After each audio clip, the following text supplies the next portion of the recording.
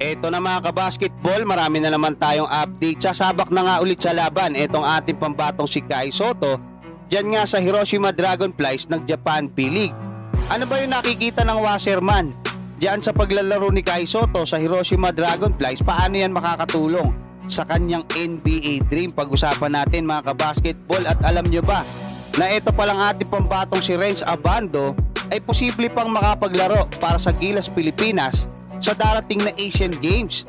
At etong si Coach Tim Cone ay nagsorry na dito nga sa kampo ni Justin Baltasar, pero nilinaw nito na hindi pa rin siya kukunin para sa darating na Asian Games. Dito nga sa naging pahayag ng Spin.ph mga kabasketball ay nagpasalamat etong si Governor Pineda dahil nga sa ginawang pagpapakumbaba or pagsusori netong si Coach Tim Cone mga kabasketball. Nakaka-proud, nakakasaludo no kay Coach Tim Cone sa pag-amin niya. At ayon nga kay Coach Tim Cone ay bagaman na nagsusorry siya dito nga sa kampo ni Justin Baltasar ay hindi pa rin siya kukunin para sa darating na Asian Games. So anong dahilan mga kabasketball? Ayon dito kay Coach Tim Cone doon sa naging interview sa kanya ni dating commissioner ng PBA na si Noli Ayala doon sa programa niya na Power and Play, ay matagal na palang hindi nakikita netong si Coach Tim Cone etong si Justin Baltasar na maglaro. So sabi niya no, Lasal days pa lang nung nahuli niya nakita 3 years ago etong si Justin Baltasar, kaya hindi siya familiar dito.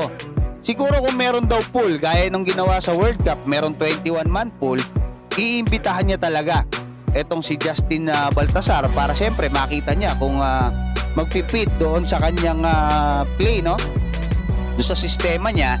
Pero ayon sa kanya, dahil nga kulang tayo sa panahon, hindi na mangyayari yun. Most likely pipiliin niya na yung mga players na kilala niya.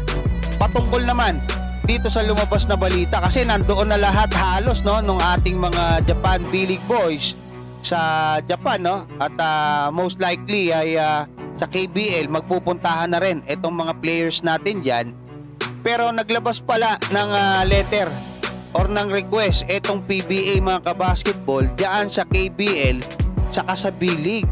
So ano ba yung request na yan mga kabasketball? Gusto nila na i-release si Renz Abando saka yung iba pang mga players, especially dyan sa Japan B-League. Medyo marami tayong mga Pinoy bowlers dyan no, kinumpirma ng PBA no ni Commissioner Willie Marcial na meron nga letter sila na ipinasa diyan nga sa KBL at sa Japan B-League na request para nga kumbaga bitawan or ibigay yung mga players natin. So matindihan mga kabasketball, sana maibigay nila yung si Renz Abando at maging yung ibang mga players natin diyan sa Japan B-League kung ano ba yung mga pangangailangan ngayon ng ating national team para maging malakas yung ating lineup dyan nga sa magaganap na Asian Games. Sa ibang balita naman mga kabasketball, kahapon ay ipinarada na ng Hiroshima Dragonflies etong kanilang mga players. At kung makikita nyo mga kabasketball, dalawa lang yung players na bago sa kanila no? Most likely etong dalawa na yan.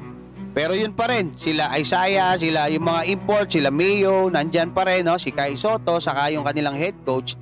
Sila pa rin mga kabasketball yung nandyan.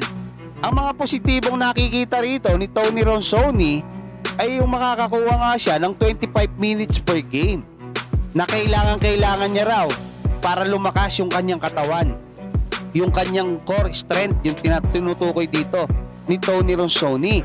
Kasi nga raw, pagka malakas na yung katawan ni Kai Sotto, susunod na lahat, magagawa niya na lahat kasi meron siyang tira no, kaya niyang rebound, di ba? May mga floater siya. Yun lang ang kulang sa kanya, yung lakas. Kasi nga, kung makita nyo yung sa Angola, di ba? Yung nag-hook shot siya, natumba pa siya, naitulak pa siya. So, lalakas siya, rebound, lalakas yung mag-i-improve yung kanyang low post at yung kanyang lahat, no? Opensa niya, yung depensa niya, pag lumakas yung katawan niya, totoo yan mga kabasketball. At syempre, galing niya kay Tony Ronsoni, Senior Director for Basketball ng Wasserman, mas may alam yan patungkol sa larong basketball at maging dyan sa NBA. So yun yung nakikita niya. Pero sabi niya bukas pa rin naman daw sila if ever na magkaroon ng offer mula sa G League or mula dyan sa NBA open sila mga kabasketball. Pero sa ngayon, gusto niya magpalakasin muna yung katawan ni Kai Sotto. Kasi nga sinasabi niya 21 years old pa lang si Kai. Real talk tayo, di ba? Sabi niya, buti sana kung mga gaya nila LeBron, special no? LeBron James, Kobe, di ba? Kobe Bryant na bata pa lang talaga, malalakas na. Di ba? Hindi naman talaga ganun eh.